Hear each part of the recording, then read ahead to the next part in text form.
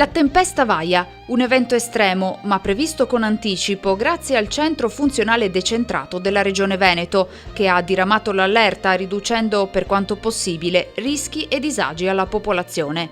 A 3 anni da quelle indelebili giornate dell'autunno 2018 si continua a investire non solo per il ripristino, ma anche per aumentare la sicurezza del territorio. Già nel novembre di quell'anno è stato dichiarato lo stato di emergenza e il Dipartimento della Protezione Civile ha individuato nel Presidente della Giunta regionale del Veneto il commissario delegato incaricato di fronteggiare l'emergenza. Le risorse,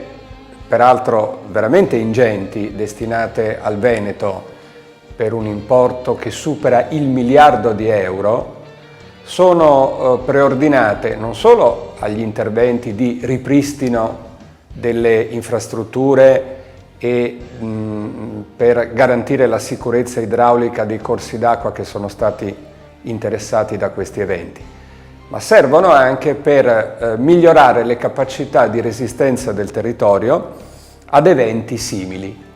puntando cioè ad un aumento di quella che tecnicamente si chiama la resilienza, un dato che dovrebbe essere patrimonio comune a tutti, che cioè il controllo del territorio e la manutenzione costante sono gli strumenti che maggiormente si rivelano utili per prevenire i disastri ambientali, anche se bisogna dire che da questo punto di vista la Regione del Veneto ha un'eccellente tradizione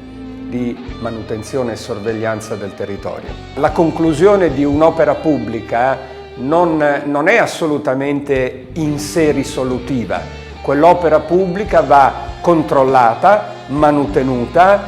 sorvegliata e in questo il ruolo del volontariato è fondamentale. Da questo punto di vista il Veneto rappresenta, come tutti sappiamo, un'eccellenza non solo a livello nazionale ma a livello europeo.